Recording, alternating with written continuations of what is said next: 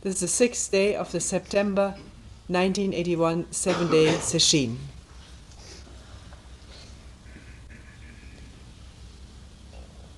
Actually, it's also the first day. We will read today a few excerpts from Hakuin, what he has to say about hara. Before that, let's talk a little bit about coughing.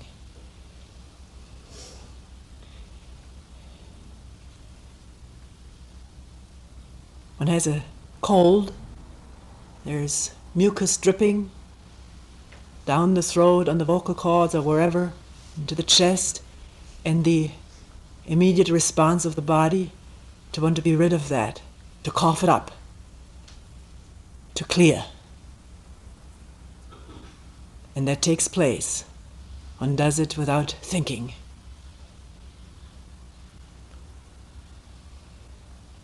At the same time, when one coughs, one also irritates very tender membranes, among them the vocal cords. And this irritation itself becomes the cause of another cough. This is so. This can be observed. I'm not talking theoretically here at all. Now, if one is to make an announcement or speak, if there's something on the vocal cords and it needs to be cleared, of course one does that. But very often one thinks one has to clear one's throat, and it is not necessary at all. The throat is clear. It's sort of an habitual thing. Throat clearing is it's a very interesting thing. If you observe it, at times it just happens to sort of, it's a surreptitious way of establishing that, hearing that one still exists, one is still there. When does it happen? Or sniffing. I don't mean when the nose really runs and one sniffs it up so it doesn't drip. Making a quick sniff. It happens at certain times. Times of certain thoughts, or that one doesn't want those, or wants to look away, so there's a quick sniff.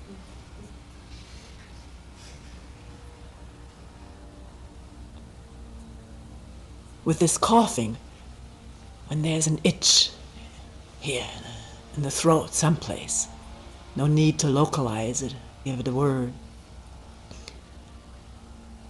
Can one try sometime to just attend to that itch, or to whatever that is? What is it? Put the move there, the question there. Really wanting to know what this is, and not habitually responding. When we find it goes away, just like an itch in the face or in the leg, where we don't move, where we just sit. It comes and it goes. I even find that this whole area gets very hot. I feel all the nerves all over. For a moment may feel as though one is choking. But is one really choking? One must find out and question. And this whole thing may resolve itself. I don't mean the cold resolves itself.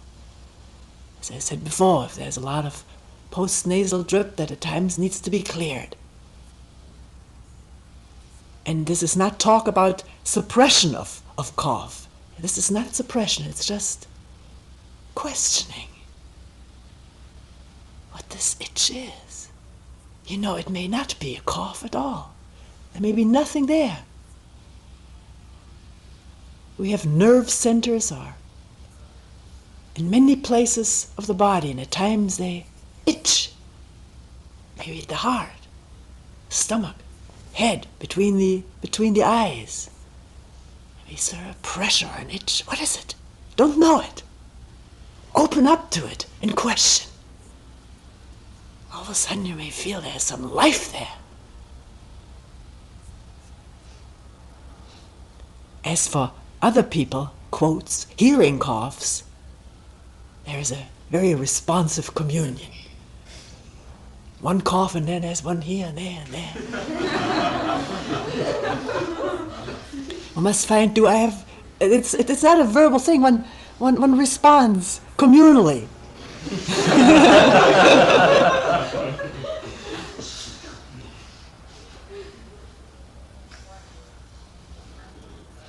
Same with heavy breathing. Can one listen to it? What is it?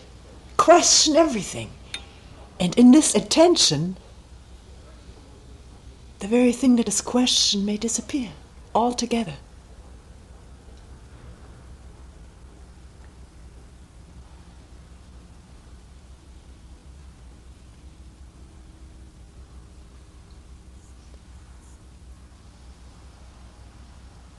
Vocal cords are very, very tender, delicate musical instruments, really. One must not abuse them by going like this, unless there's sickness or cold and one can't help it. But this very forceful clearing of the throat really does violence to a musical instrument. And brings more of the same in its wake, because once the irritation is there, it demands, an itch wants more scratch, and the scratch itches, and then it's, when will it ever end? Inattention.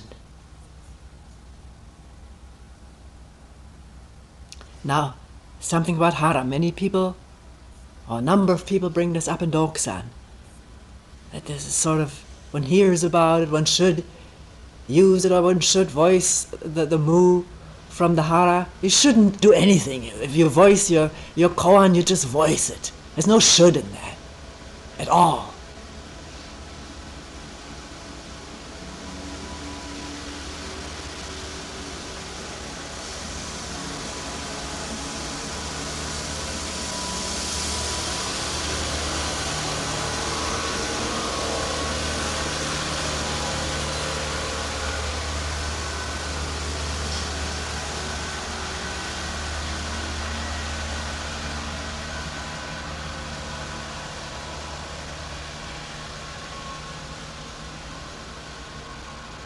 With all these rules, can they rather all become questions? Is it possible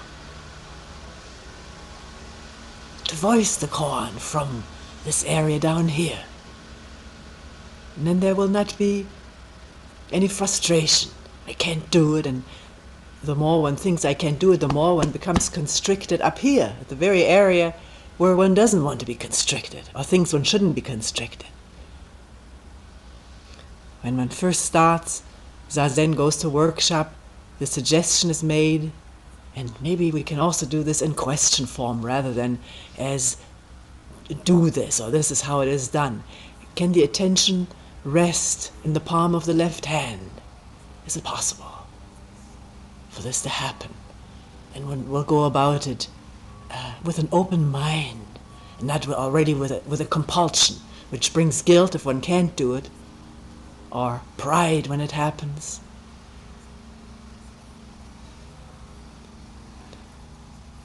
When a person's practice becomes a koan or an inquiry, we talk about whether it's possible that the who or the mu or what am I can be questioned in this area, whether these abdominal respiratory muscles, which exist in every one of us, whether they can shoulder some of this work.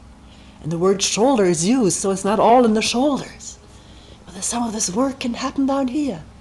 On the exhalation, that these muscles, can they come to life? Can there be a slight energizing, vitalizing of this very vital area? It's the area where you were born, and where you give birth.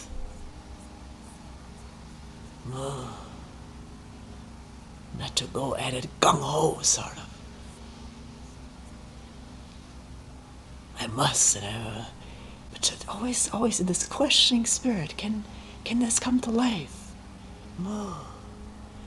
Practicing it a little bit, maybe not just only in the Zen, or sometimes when it's possible to direct the attention there. Are these abdominal respiratory muscles doing some of the work? If you're trained as a singer, this is where you have to do a lot of work here. It's called support, supporting the voice. If there's support here, if these abdominal respiratory muscles are working, then there's freedom, there's a free flow which needs no microphone.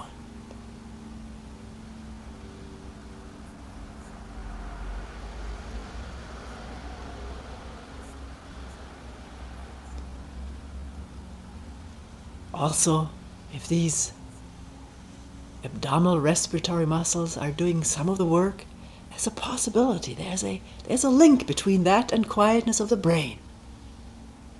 Not necessarily so, but possibly so. And more openness up here. Emptiness, freedom. If this area here comes to life,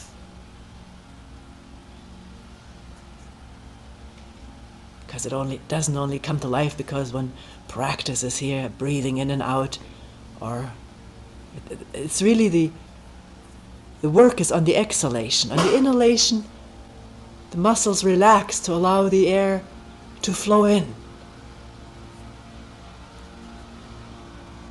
But not to make too much of a thing out of it, or else this becomes paramount, it becomes the important thing, and not questioning.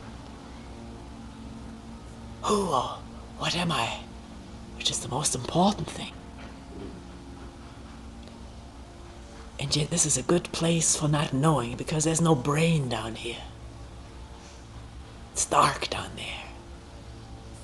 Oh.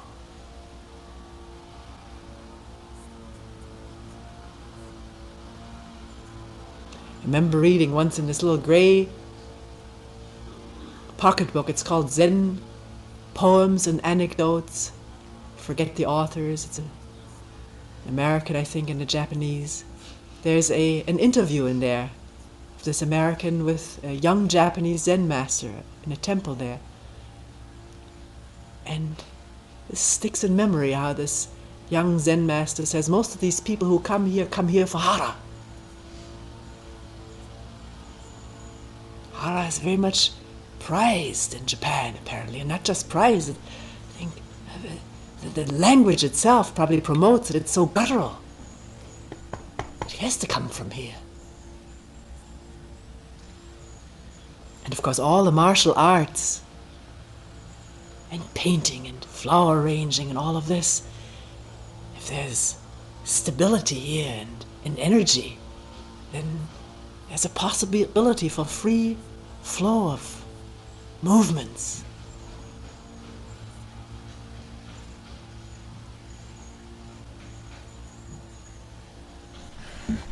Hakuin himself was born in the village of Hara, so no wonder he became very much involved with it. I've carefully cut and abridged so we get the essentials of what he has to say on Hara and leave out things that may become, again, ideas and images in people's minds. It's probably unavoidable anyways, but just listen. I haven't done it in quite a while for this very reason, because so much imagery comes from this and then so much wanting that, which is an obstruction. And yet, in the past, whenever this has been read, there have always been people who have reported just listening to this has brought something to life, just then and there.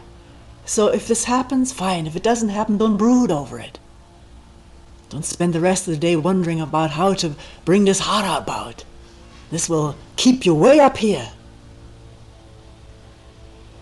thinking and worrying about it, and the shoulders and chest will stay tight.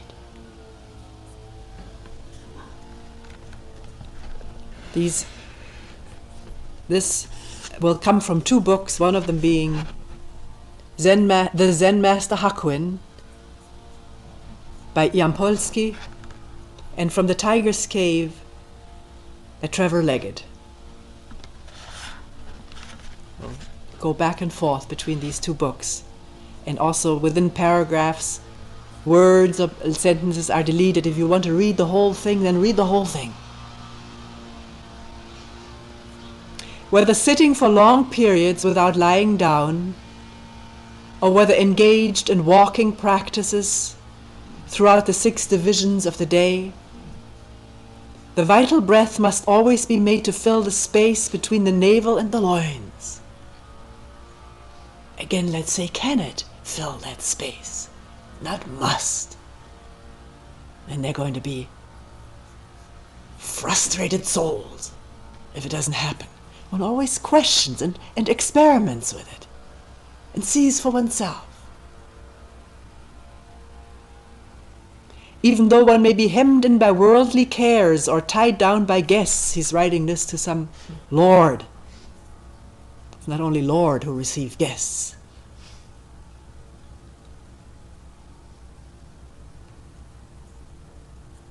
Tied down by guests who require elaborate attention. The source of strength 2 inches below the navel, and don't forget about those 2 inches.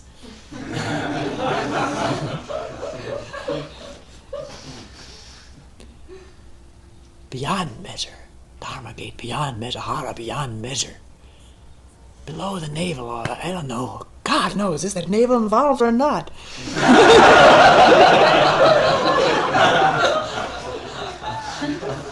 It must be, because it's not a part.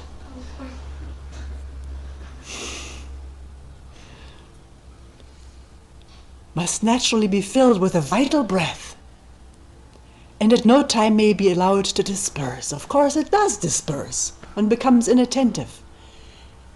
But can it also be allowed to gather there, and to be aware of its dispersion? The awareness is already the gathering. This area should be pendulous and well-rounded.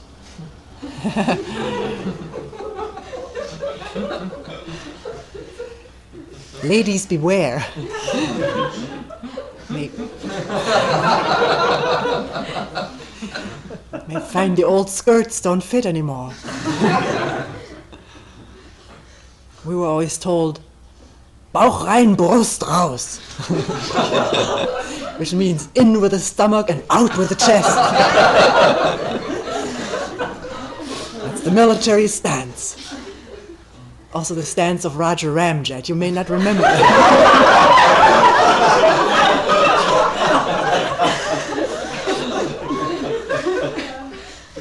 Nothing but chest. No hips. No hara.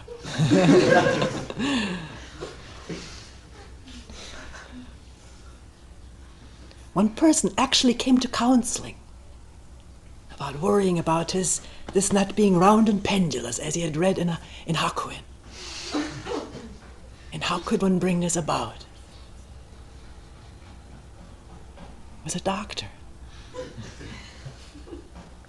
Several years ago.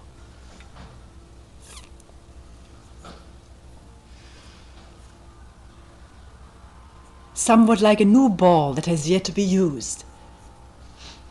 If a person is able to acquire this kind of breath concentration, he can sit in meditation all day long without it ever tiring him.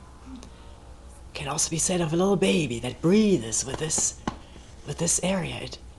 It cries but doesn't get hoarse. A baby doesn't clear its throat.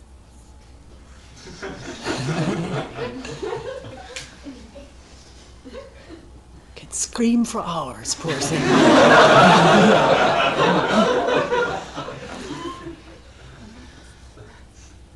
You see it lying on the floor, that belly's going up and down without any hara practice.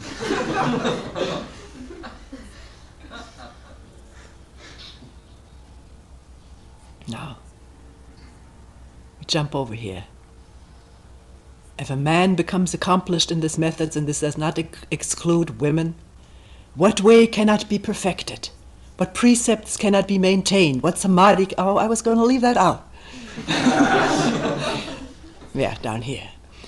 When I was young, the content of my koan meditation was poor.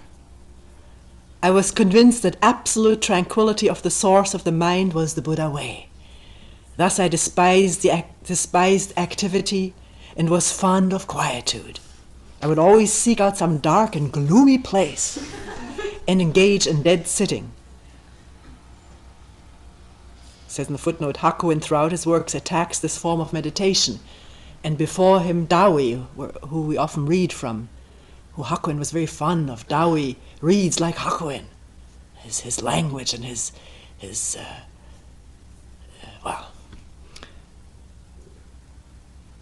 trivial and mundane matters pressed against my chest.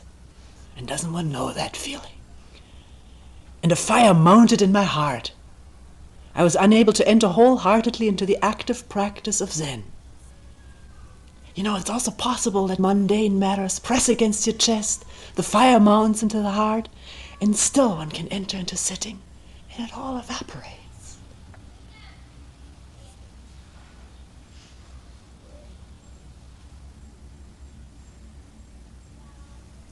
My manner became irascible, and fears assailed me.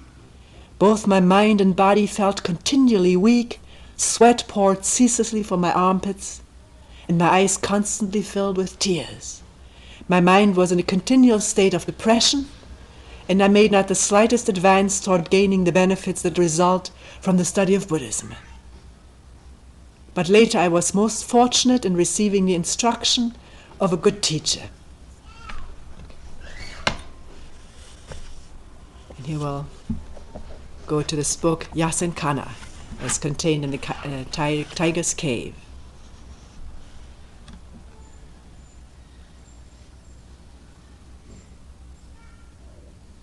It's just a description of how he worked before he went to this teacher. Teeth clenched and eyes aglare, I sought to free myself from food and sleep. Before a month had passed, the heart fire mounted to my head, my lungs were burning, but my legs felt as if freezing in ice and snow. Other places he describes how violently he practiced. He became very ill. It was already after a Kensho experience.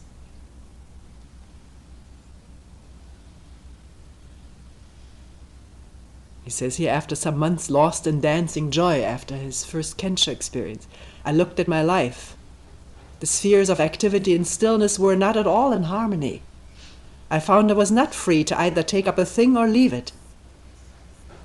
I thought, let me boldly plunge again into spiritual practice and once more throw away my life in it. And then comes this teeth clenched and eyes aglare. Then someone told me in the mountains of the place,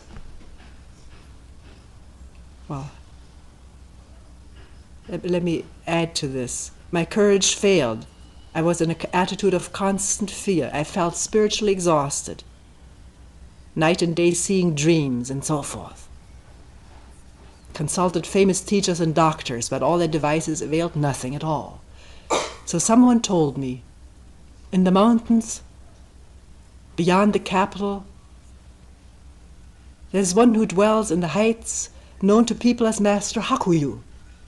He's believed to be over 200 years old, and he lives there several miles from human habitation. He doesn't like to see people, and if they go, he'll run away and conceal himself.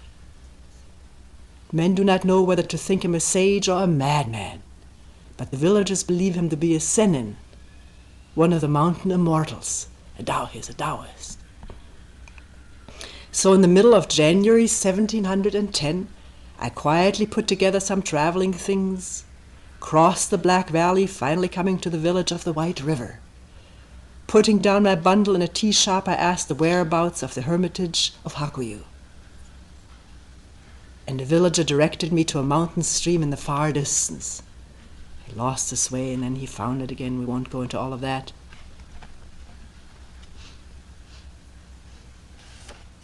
Tucked my clothes and began to climb, now over steep rocks, now pushing through mountain grasses.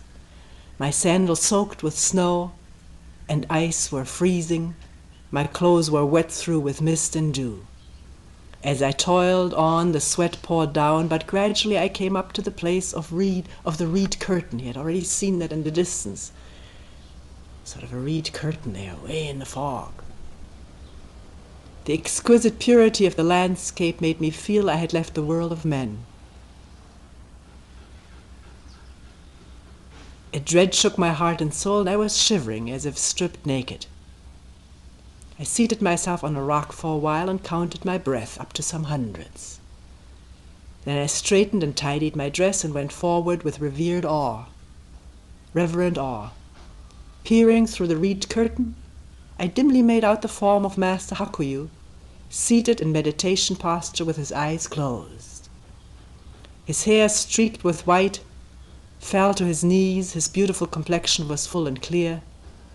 A quilt cloth was thrown around him, and his seat was a bed of soft grass. The cave was small, barely 6 foot square. There were no provisions of any kind, but on a low table 3 books, the Doctrine of the Mean, I think that's a Confucian text, the Classic of Lao Tzu, and the Diamond Sutra. After making many salutations, I quietly related the cause of my illness and asked for help. In a little he opened his eyes and looked at me keenly. He said slowly, "I'm just an ordinary man living out the rest of his life in the mountains. I gather chestnuts for food and sleep in company with a tame deer. What do I know about anything else? I'm only sorry that the journey in expectation of a holy man should have been in vain." I again and again repeated my reverences and my request. And he quietly took my hand, made a careful examination of my condition, and inspected the bodily openings. His long-nailed fingers smoothed his forehead in a gesture of sympathy. "Your condition is pitiable. By contemplating on truth too strenuously, you have lost the rhythm of spiritual advance, and that has finally brought on a grievous malady. And it's something very hard to cure, this Zen illness of yours. Unless you devote yourself to inner contemplation, which is called Naikan, and people are still trying to figure out what this Naikan really means, you can never recover. It's called inner contemplation. There's a saying that you rise by means of that same ground on which you fell. That's a beautiful saying. You rise by means of the same ground on which you fell. Dharma gates beyond measure. One's momentary condition. A Dharma gate. If there's no separation, no moving away, no wanting something different.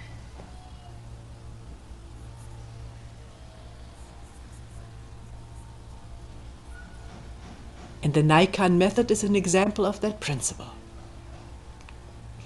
I said, "Be gracious enough to tell me the secret of the Naikan, and I will practice it in the temple."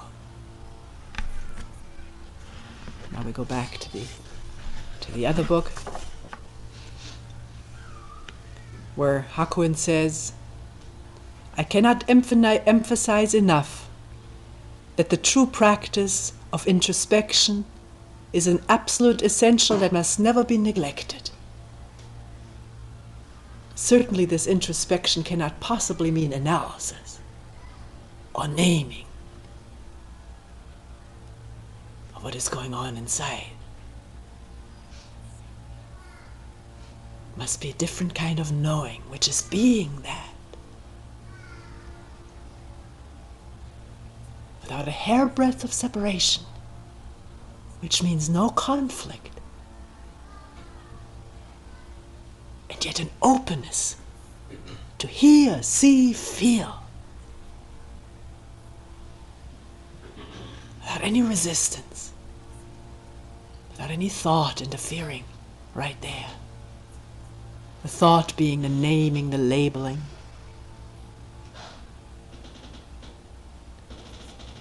And visions of a better state to be in. Memories of the better states one has been in. Which is all leak of energy.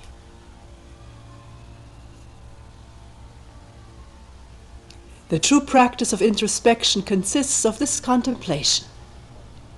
This is what Hakuin remembers the old man saying. We're just taking it here from this book.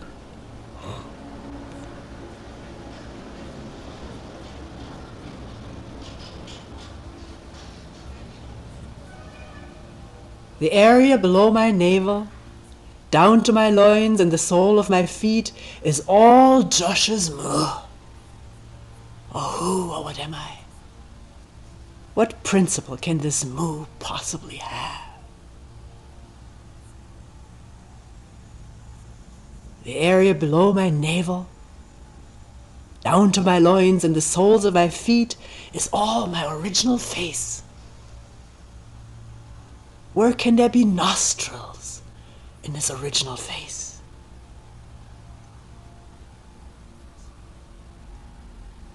Nostrils being what the bullock is tied by, hooked on. The area below my navel, down to my loins, and the sole of my feet is all the pure land of my own mind. With what can this pure land be adorned? The area below my navel, down to my loins, and the sole of my feet is all the Buddha Amida in my own body. What truth can this Amida possibly preach?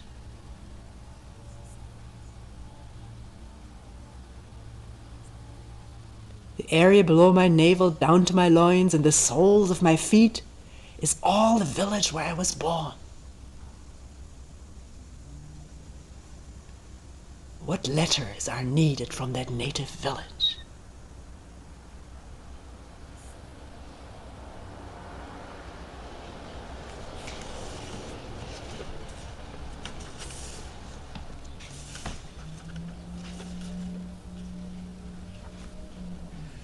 Hakuyu used to say that for the most part, the technique for nourishing the body is as follows.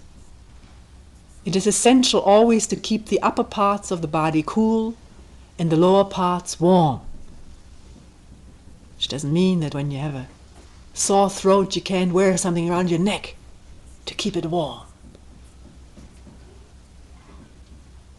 Or wear a hat when you're outside and it's cold and blowy.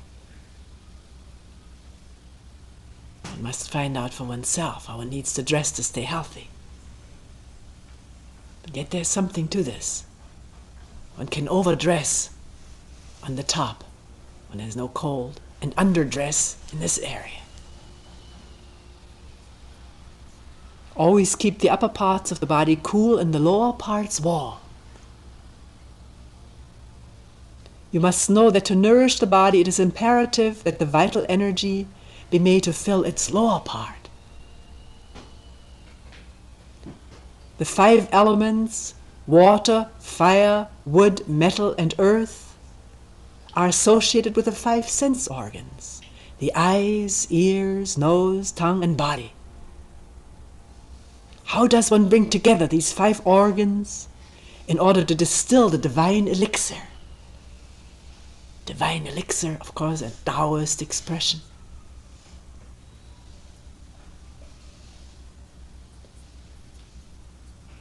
Meaning this clarity of energy, which has no beginning and no end.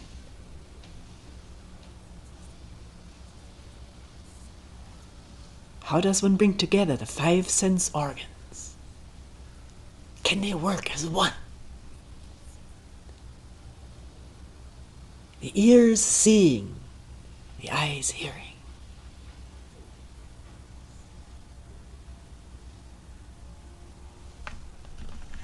And Hakuin continues, for this we have the law of the 5 non-outflowings.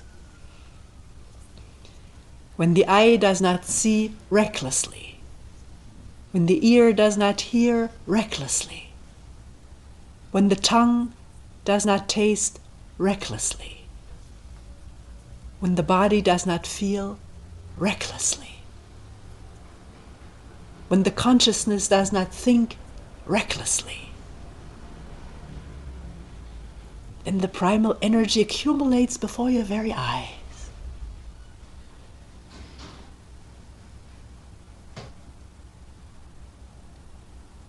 which means there has to be awareness of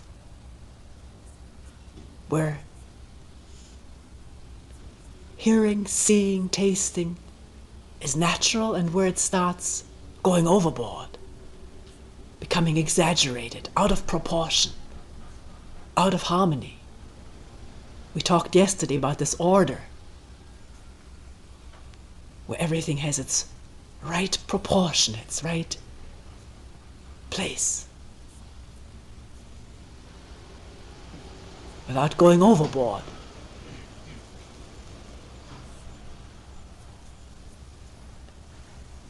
And the awareness, this is the accumulation of energy before your very eyes. Hakuin continues, this is the vast physical energy of which Mencius speaks. There's another old Chinese sage.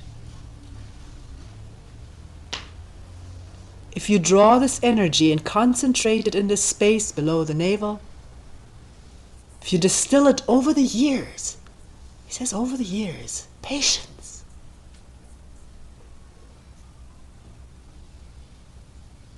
Infinite patience. And yet not postponement. Patience is not postponement.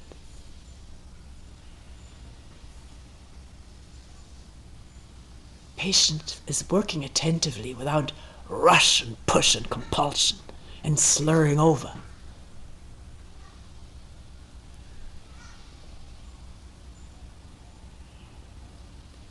If you draw this energy, concentrate in the space below the navel, if you distill it over the years, distilling, an elixir is not the thing itself. The elixir is the distillation of something.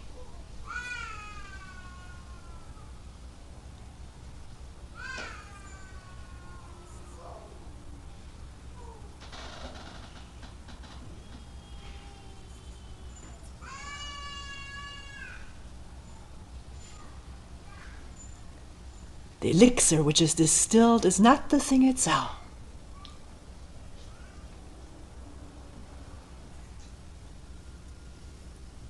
It's the seeing of that, the smelling of that.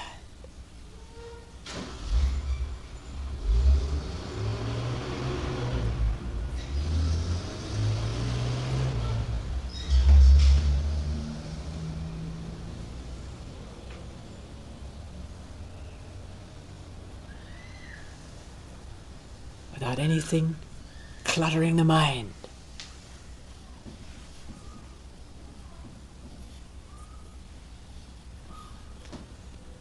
If you distill it over the years, protect it to the utmost. Protection means attention, attention of waste. And nourish it constantly. Then before you know it, the elixir oven is overturned and the whole universe becomes a mass of this great circulating elixir. Which means no division. Is the wind blowing out there? What is out there? What is in here?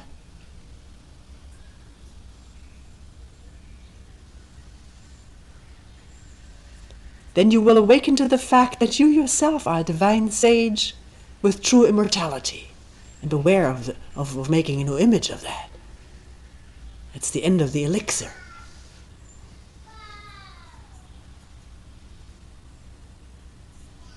One who was not born before heaven and earth were formed, and one who will not die after empty space has vanished.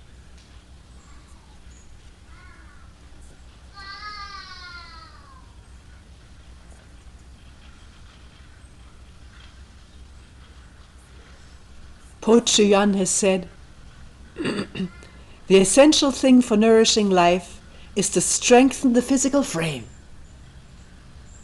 The secret of strengthening the physical frame lies in concentrating the spirit. When one concentrates the spirit, the energy accumulates. When the energy accumulates, the elixir is formed. When the elixir is formed, the physical frame becomes firm. When the physical frame is firm, the spirit is perfected. One doesn't need to analyze this, but just hear this interconnection was his spirit.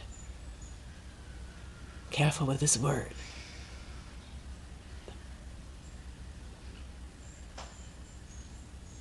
Body in the seeing. The body and no mind. Mind being all these concerns and fears, which are there too. They must be seen.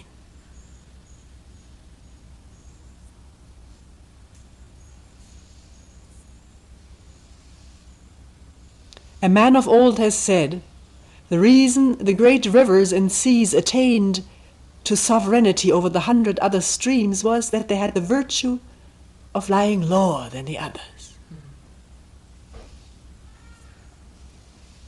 The oceans from the outside occupy geographically a position lower than all the other waters. Thus they receive all these waters, but they never increase or lessen. The Kikai or Tanden or Hara, all different words, some of them referring to a little bit different areas. It doesn't matter, it's this whole lower area, this lower space,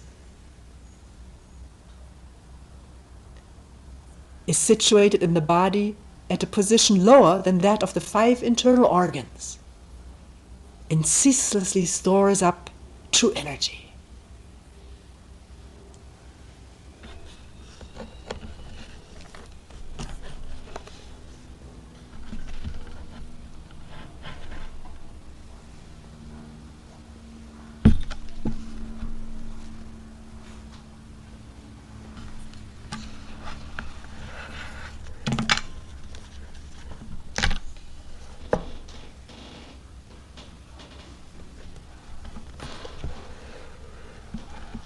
We'll now read the first letter to the Zen priest Iguchi, taken from the 3 Pillars of Zen. These letters written by Basui.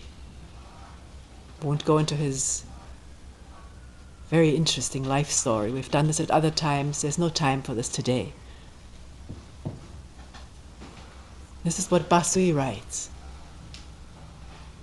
I've read your presentation at length, but it misses the point of the koan.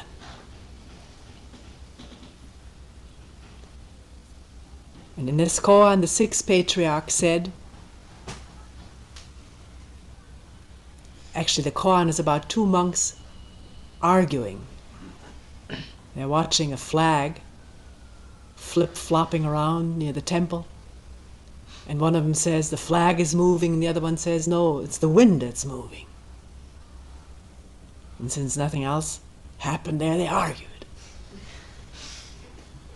endlessly. What it was that was moving. You know, in every argument, after a while, the issue isn't so important, but who will win?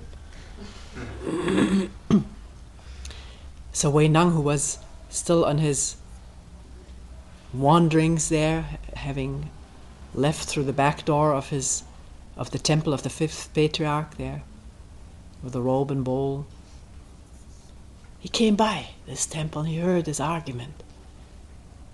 And he said, the flag doesn't move and the wind doesn't move.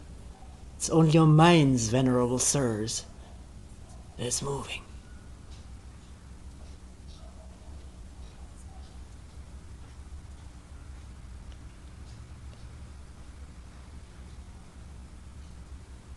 To realize this clearly, Basui says, is to perceive that the universe and yourself are of the same root, that you and every single thing are a unity. The gurgle of the stream and the sigh of the wind are the voices of the Master. Now this is Basui's way of putting this. And then he questions, who is the Master? Who's hearing?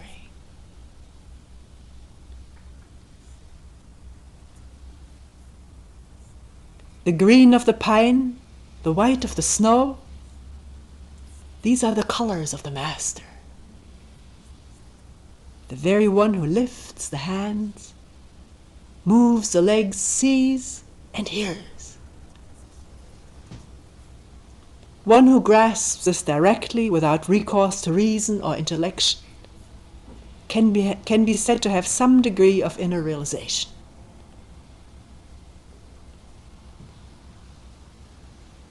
An ancient Zen master Rinzai said, "You should not cling to the idea that you are pure essence.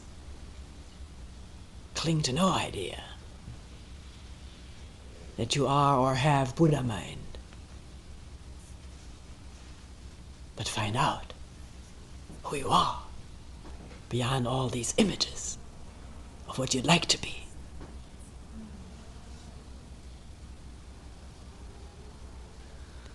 And again Rinzai said, "Your physical body, composed of the 4 basic elements, can't hear or understand this preaching.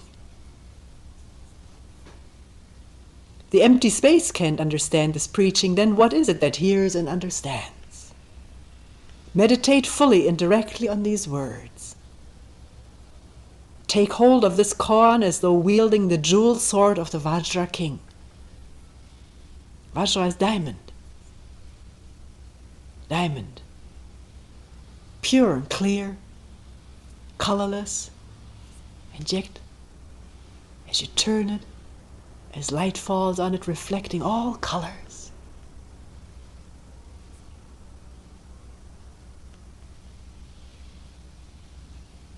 Also cutting anything, and yet nothing can cut it.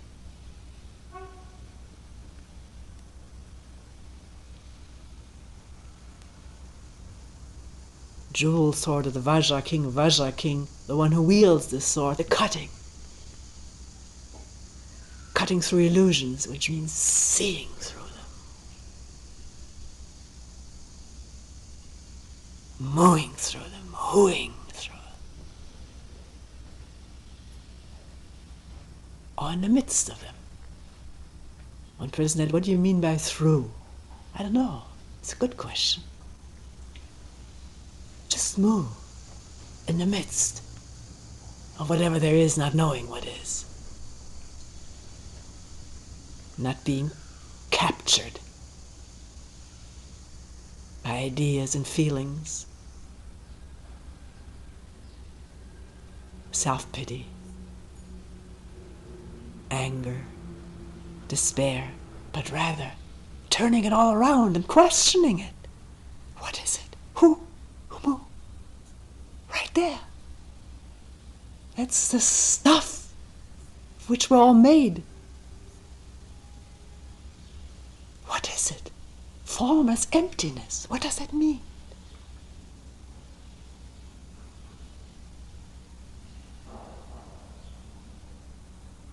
Cut down whatever appears in the mind, says Basui. When thoughts of mundane matters arise, cut them off. If you need to think of mundane matters, then, and it's better to think about them while sitting, then sit on them. Spend a round of sitting just thinking out mundane matters that have to be thought out. There's nothing wrong with that. Usually sitting with an erect or semi-erect back,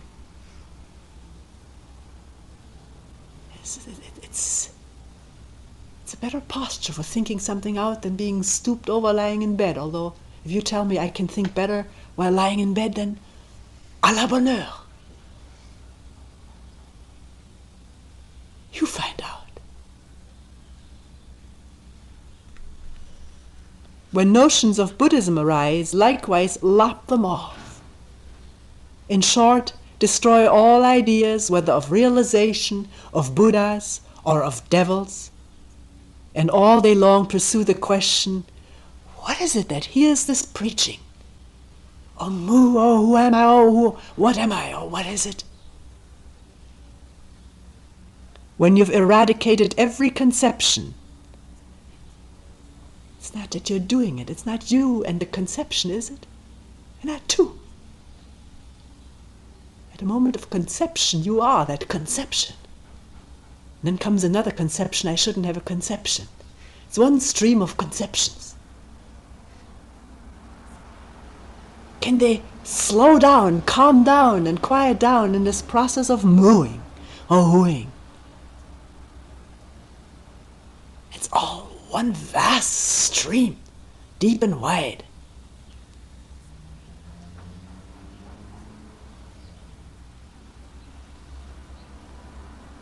No one standing outside of it except as a little bunch of images and thoughts that have become sort of separate, thinking oneself as separate. It isn't so. But thinking can do all kinds of things. It can get us to the moon. Certainly can get us to think that there's a me outside of what's going on, inside of me, which can swing the whip.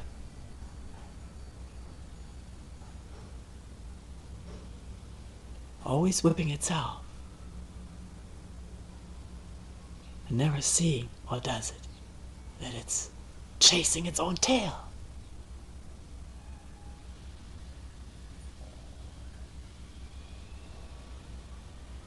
Just one stream of thoughts, one stream of emotion, one stream of reactions.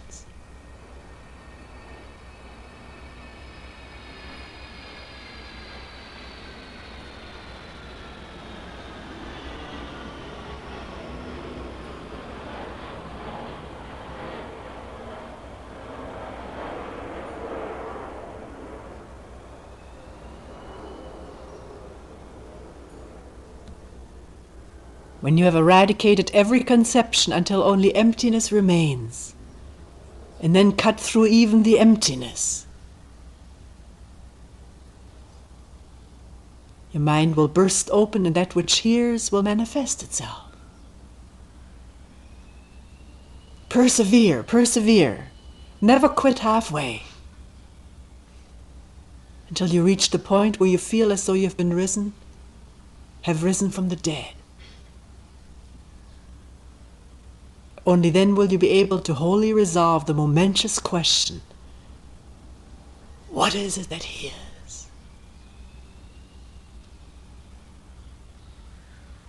Or what is moo? Or who am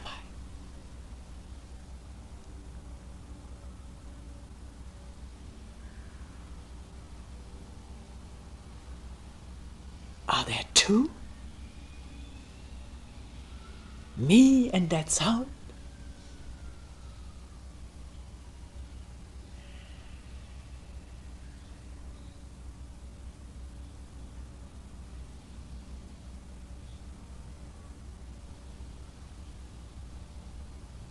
When there's a me, there's judgment, memory, words, wanting, grasping, withdrawing.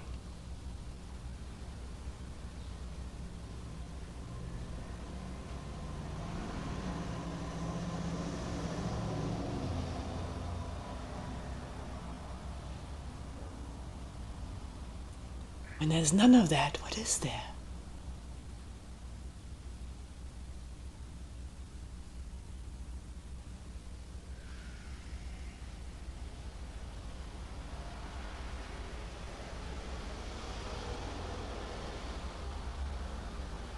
I'm afraid it may be inconvenient for you to write me often, so I'm writing you this detailed letter. After you have read it, drop it into the fire.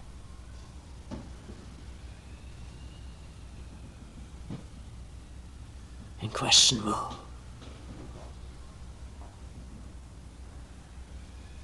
Who or what am I? Not knowing, not knowing.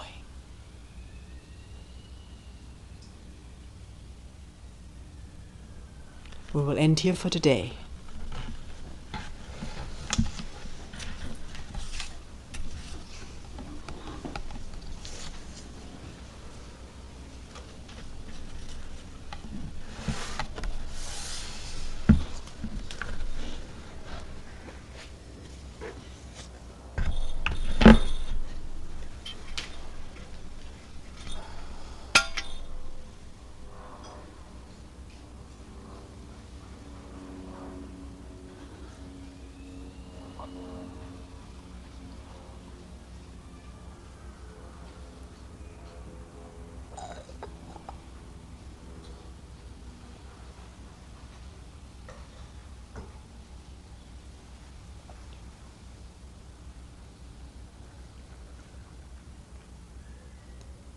The four vows.